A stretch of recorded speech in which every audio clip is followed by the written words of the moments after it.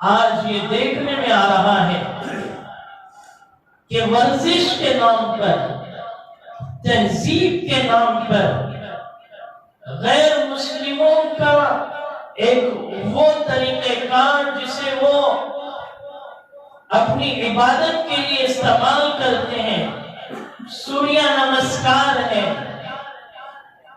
یوگا ہے، اسے ورزش کا نام دے کر مسلمانوں میں داخل کیا جا رہا ہے، اور اس ورزش اور تہذیب کا نام دے کر مسلم اسکولوں میں اور جہاں غیر مسلم اسکول ہیں جہاں ہمارے بچے تعلیم حاصل کرتے ہیں، ان سب جگہوں پر حکومت اس چیز کو لازم قرار دے رہی ہے کہ ان چیزوں کو اپنی اسکولوں میں کرایا جائے۔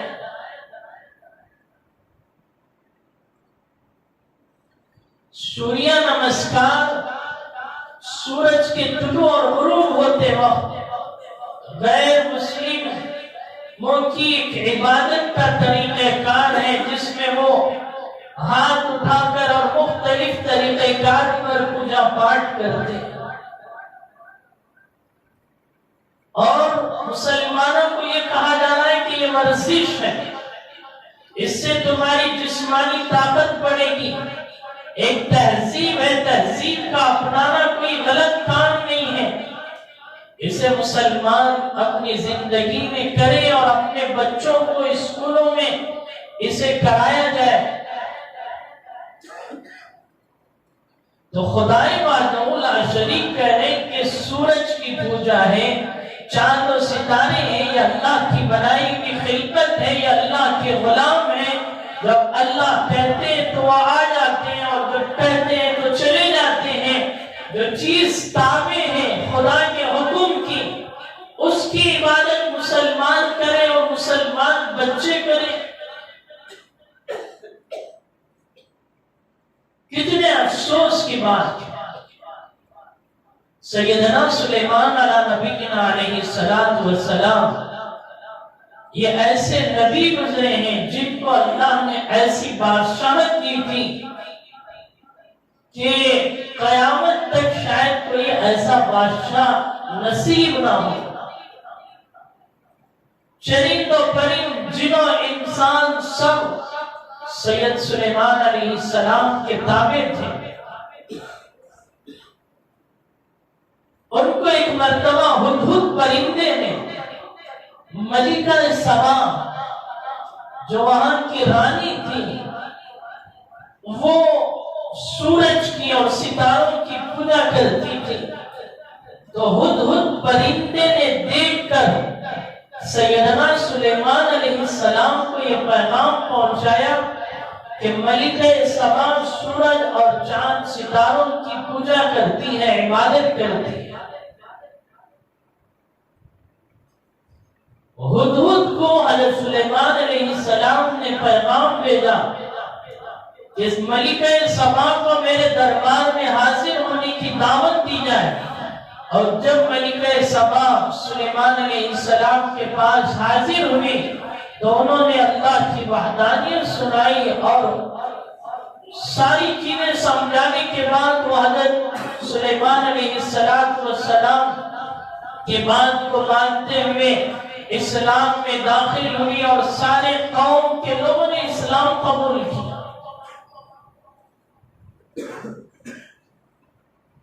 تو ہدہد پرندہ جو اس چیز کو دیکھ کر ناپسند کر رہا ہے، اللہ نے اس کا ذکر قرآن میں کیا، اور سلیمان علیہ السلام جانوروں کی، چرند و پرند کی زبان سمجھتے تھے، اللہ نے وہ صلاحیت ان کے اندر پیدا فرمائی تھی، تو ہدہد پرندے نے اس چیز کو ناپسند کر کے سلیمان کو پیغام پہنچایا، اور سلیمان نے ملکہ سبا کو دین کی دعوت دی اور اسلام میں داخل ہوئے، اور قرآن میں اس واقعے کو پورے طور پر ذکر کیا اور امت کو یہ پیغام دیا کہ انسان تو انسان دور کی بات ہے، جو ایک ہدہد پرندہ ہے وہ بھی اللہ کے ساتھ کوئی ایسا عمل جو خدا کے شرکت کو لازم کرتا ہے،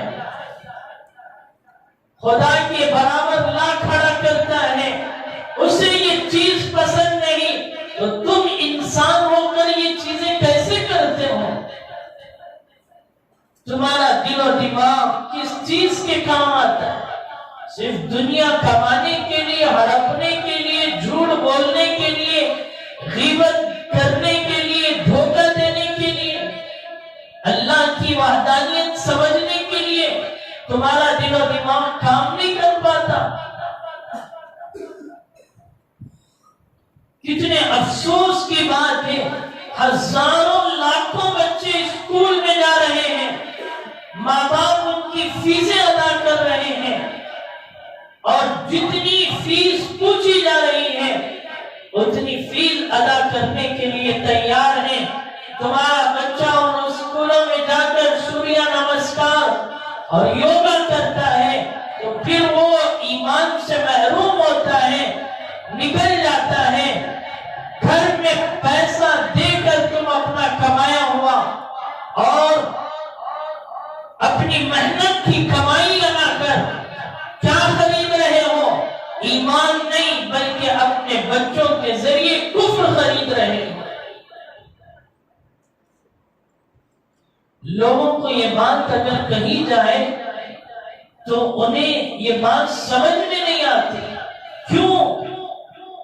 وہ اللہ پر اور اللہ کے فرشتوں پر ایمان نہیں لائے، ان کا ایمان میڈیا پر ہے، دنیا کی ٹی ویوں پر ہے، اور ان چینلوں پر ہے جو دن اور رات دیکھتے ہیں۔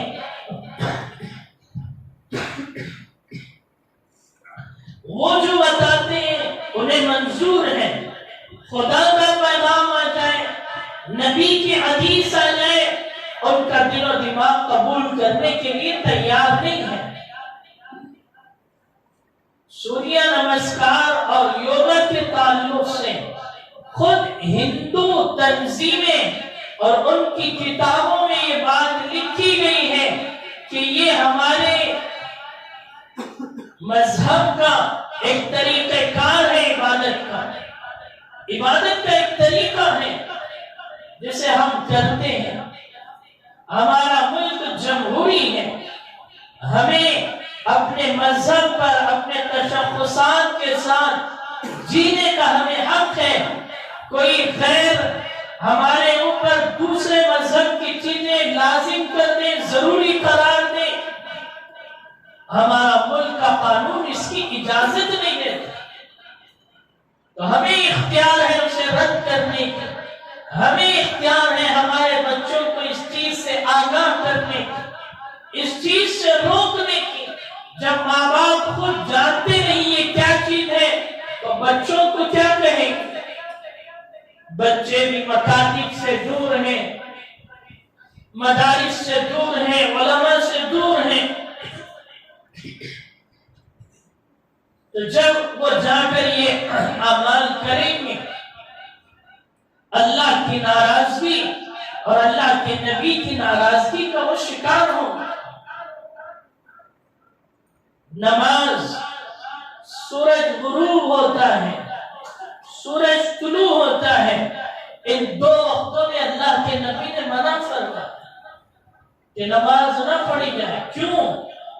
اس لیے کہ اس موقع پر غیر مسلم جو ہیں وہ سورج کی اور پوجا کرتے ہیں اس کے نکلنے کے وقت، اس کے غروب ہونے کے وقت، اور تم بھی اس وقت نماز پڑھو تو ان سے مشابہت ہوگی، ان سے مماثلت ہوگی۔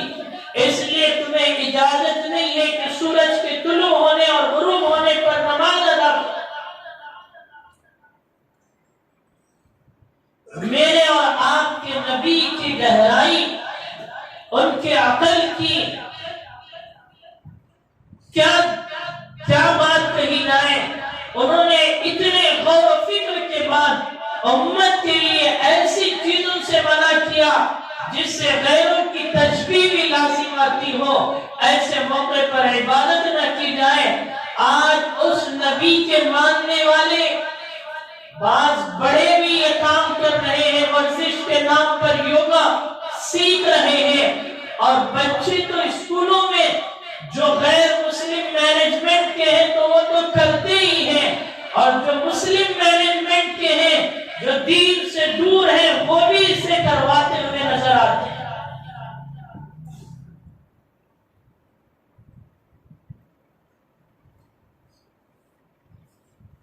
ہمیں اس بات کی ضرورت ہے کہ ہم اپنے بچوں کی حفاظت کریں، اپنے گھر والوں کی حفاظت کریں، اپنے پورے خاندان کی حفاظت کریں، ورنہ وہ دن دور نہیں ہے کہ تہذیب کے نام پر اور ایکسرسائز کے نام پر، ورزش کے نام پر اللہ کی وحدانیت کے بجائے غیروں کی عبادت کا طریقہ سکھلایا جائے۔ میں اور آپ اپنے بچوں کے ساتھ دسترخوان پر بیٹھے اور کھانا کھائیں، نام بچے کا مسلمان ہے، میں اپنے بچے کو مسلمان سمجھ رہا ہوں، لیکن وہ غیروں کی عبادت کو اپناتے ہوئے اپنے ایمان سے محروم ہوتا جا رہا ہے۔ تہذیب کی بات کہی جاتی ہے، مجھے اور آپ کو اسلام نے ایسی تہذیب دی ہے کہ اس تہذیب کے مقابلے میں کسی اور دوسری تہذیب کو اپنایا جائے تو میں اور آپ اس بات کا احساس دلا رہے کہ اسلام کمزور ہے، اسلام کے پاس کوئی تہذیب نہیں ہے۔ میرے اور آپ کے عمل سے لوگوں کو تو یہی پیغام پہنچے گا کہ میرے چہرے پر داڑھی نہ ہو، سنتی لباس نہ ہو، نبی کے سنتوں پر گھروں میں عمل نہ ہو، تو دنیا والے کیا سمجھیں گے؟ اسلام کا مسلمانوں کی کوئی پہچان نہیں، تو معلوم ہوا کہ اسلام کمزور ہے۔ لیکن اسلام نے ایسی تہذیب دی ہے کہ وہ میرے اور آپ کے لیے نہیں بلکہ ساری دنیا کے لیے آئیڈیل ہے، نمونہ ہے۔ لقد کان لکم فی رسول اللہ اسوۃ حسنہ، کہ حضور کی زندگی اور حضور کا طریقہ کار تم سب کے لیے نمونہ اور آئیڈیل ہے۔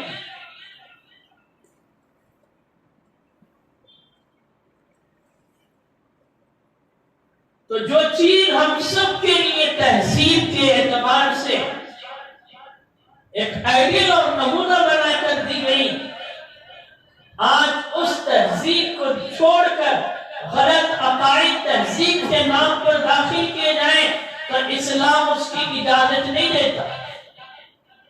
تمہارے پاس تہذیب ہے، اسلام کہتا ہے اسے اپناؤ، غیروں کی تہذیب میں کیوں جاؤ؟ اور جہاں تک ورزش کی بات ہے، اسلام اس سے منع نہیں کرتا۔ مسلمان کو اپنی صحت کا خیال رکھنا چاہیے اور اپنی صحت کا اہتمام کرنا چاہیے۔ اس کے لیے اللہ کے نبی نے فرمایا تیر اندازی ہے، گھوڑا سواری ہے، کشتی کا چلانا ہے، یہ وہ چیزیں ہیں جس سے جسم حرکت میں آتا ہے اور انسان کی نشو و نما جسمانی اعتبار سے خوبصورت بنتی ہے۔ تو جو ورزشیں اسلام کہتا ہے اسے تو اپناتے نہیں، اور جو ورزش غیر کہتا ہے یہ تمہارے لیے ورزش ہے، اور حالانکہ وہ بہت بڑا دھوکہ ہے، میرے اور آپ کے ایمان کا خطرہ ہے، اسے میں اور آپ ورزش سمجھ بیٹھے۔ یہ تو چھوڑیے، تیر اندازی ہے اور دوسری چیزیں ہیں، لیکن نماز کے بارے میں آپ کا کیا خیال ہے؟ سائنسی تحقیقات اٹھا لیجیے اور ان کے تجربات پڑھیے۔ نماز ایسی ورزش ہے جس کے ذریعے تیری روح بھی بنتی ہے اور تیرا جسم بھی بنتا ہے۔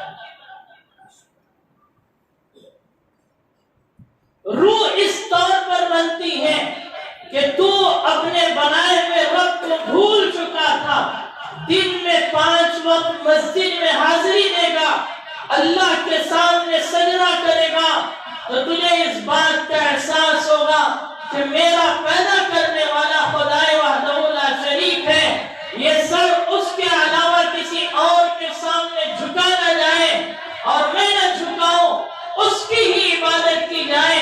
اور جب اس احساس کے ساتھ 5 وقت نماز ادا کرتا ہے تو تیرا رب بھی کہتا ہے میرے بندے آجا میرے قریب، اب مجھ سے جو تو طلب کرنا چاہتا ہے طلب کر، میں دینے کے لیے تجھے تیار ہوں۔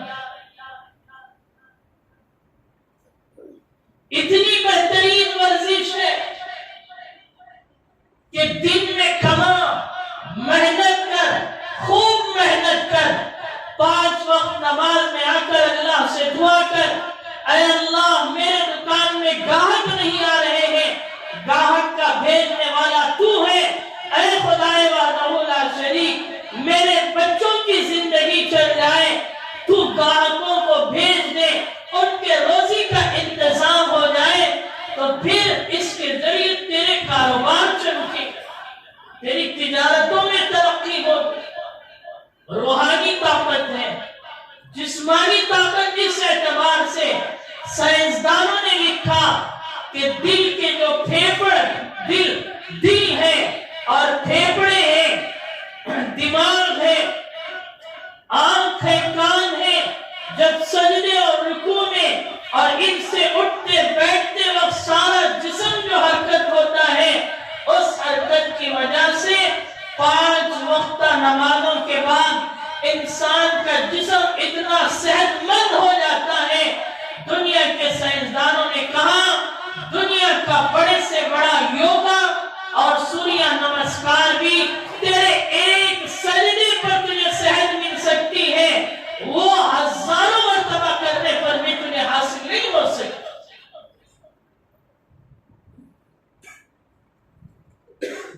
تیری اسکول میں بچہ پڑھ رہا ہے، کبھی مینجمنٹ کو نماز نہ پڑھنے پر تو نے شکایت کی کہ میرے بچوں کو نماز کے لیے چھوڑا جائے؟ علماء نے مسائل لکھے ہیں کہ جو اسکول میں نماز کی اجازت نہ ہو، اپنے بچوں پر جن پر نماز لازم ہو گئی ہو، اسکول مینجمنٹ اجازت نہیں دیتا، ایسی اسکول میں تیرے بچوں کو تعلیم دلانا تیرے لیے جائز نہیں ہے۔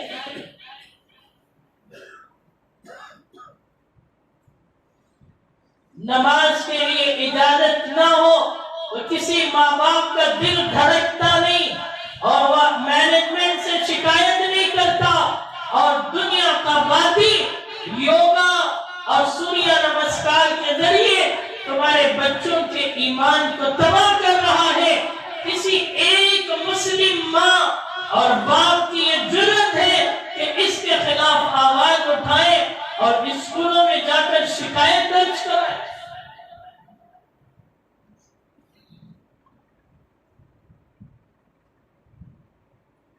تیرا گھر جل رہا ہے، تیری اولاد چل رہی ہے، جہنم کے انگارے اس کا انتظار کر رہے ہیں، خدا کے غصے کو تم دعوت دے رہا ہے، اپنے نبی کی رسالت کو تو چھوڑ رہا ہے، اور تجھے چاہیے کہ ان چیزوں پر عمل کرتا اور اپنی اولاد کو بھی صحیح راستے پر چلا۔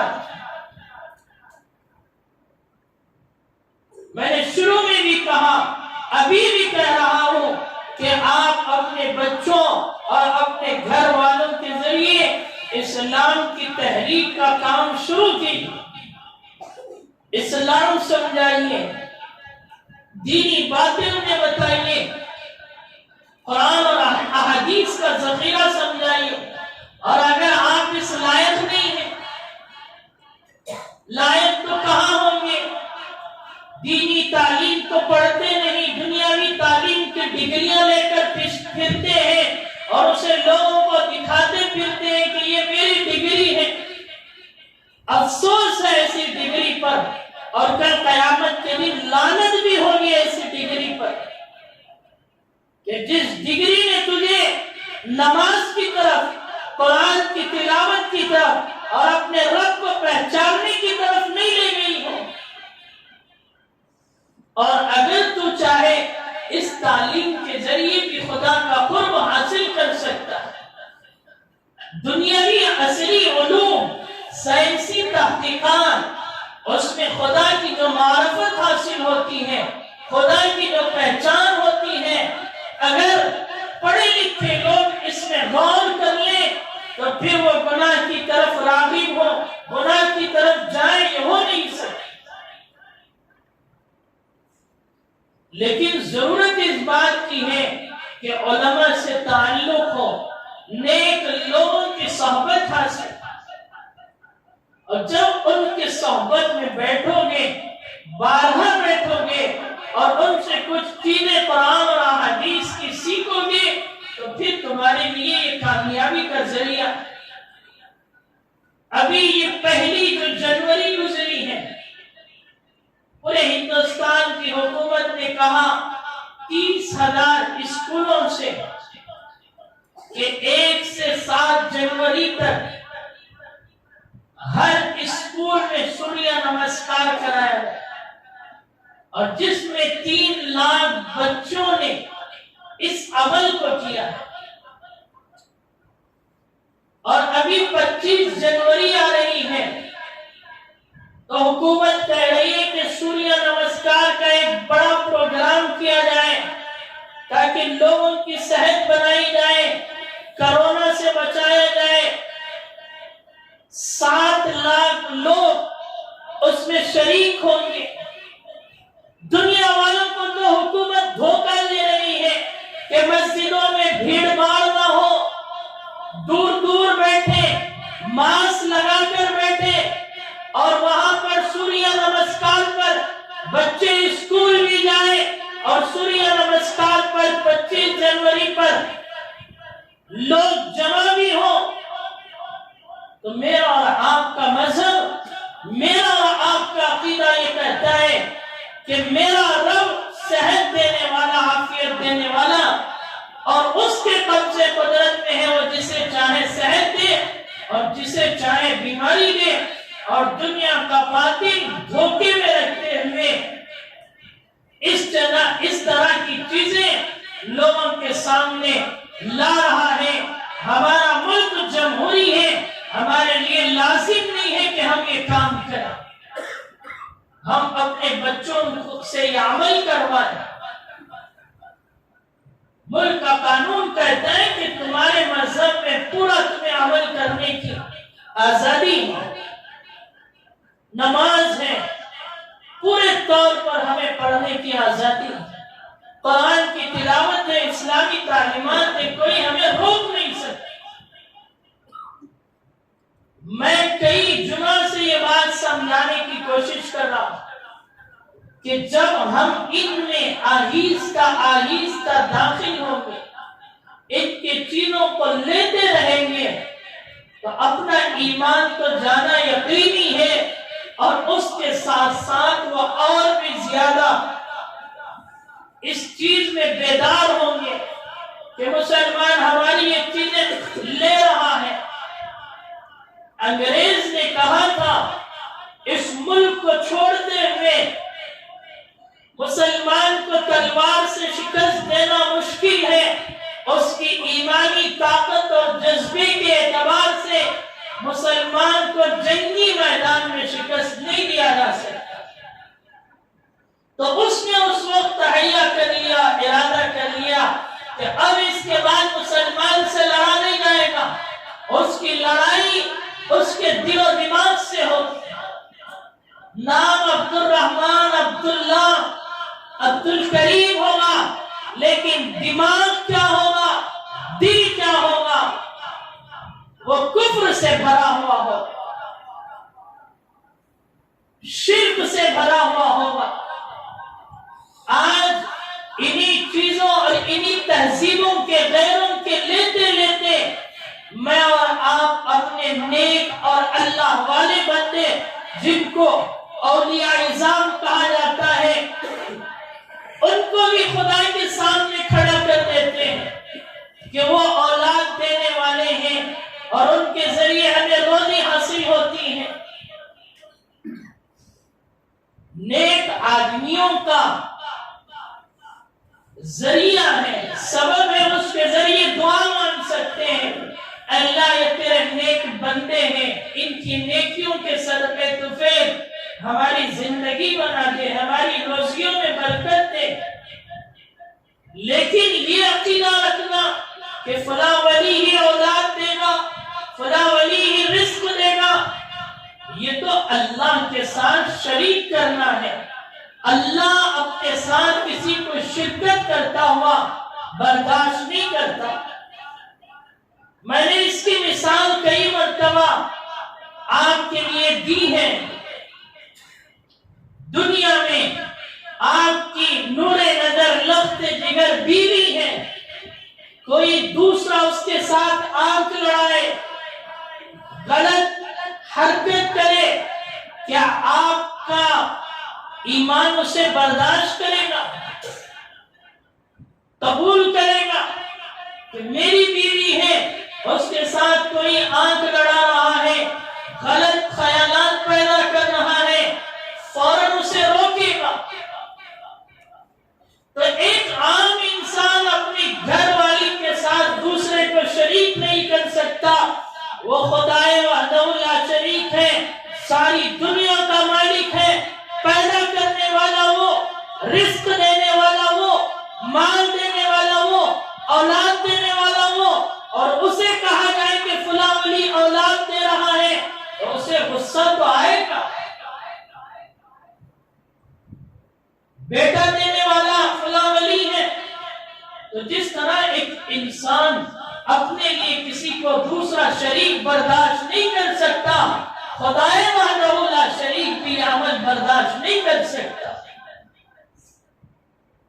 قرآن نے واضح طور پر کہا ان الشرک لظلم عظیم، شرک سب سے بڑا ظلم ہے۔ ان اللہ لا یغفر ان یشرک بہ ویغفر ما دون ذلک لمن یشاء، اللہ جسے چاہے جس گناہ کو چاہے معاف کر دے، لیکن شرک کو وہ معاف نہیں کرتا۔ یوگا اور سوریہ نمسکار کے ذریعے جو شرکی عمل ہو رہا ہے، اس سے خدا کا غضب اور زیادہ ابھرتا ہے، اور پھر اللہ تعالیٰ ان بدعقیدگیوں کی وجہ سے میرے اور آپ میں بیماریاں ڈالتا ہے اور عذابات میں ملوث کرتا ہے۔ تو جب ہمارے بچے یہ کام کریں اور ہم اسے ورزش سمجھیں اور ہم ان کاموں میں مبتلا ہو، تو پھر اللہ نے ہمارے ان بدعمالیوں کی وجہ سے ہم پر عذاب مسلط۔ اس لیے پرسنل لا بورڈ نے بھی اس کی تردید کی ہے اور سارے لوگوں کو سمجھانے کی ترغیب دی ہے۔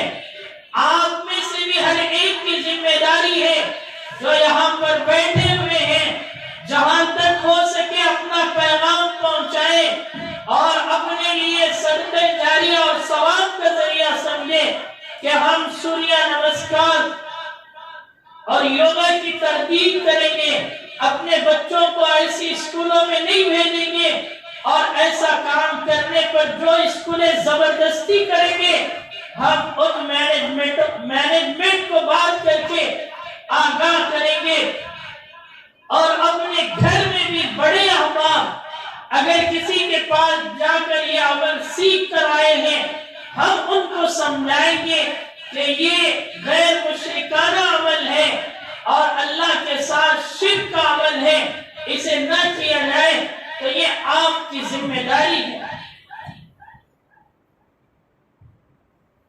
آپ اس بات کو کرتے رہیں، اللہ مجھے بھی سمجھا دے، آپ کو بھی سمجھا دے، اور ہماری ساری نسلوں کو اللہ تعالیٰ اس سے محفوظ فرمائے۔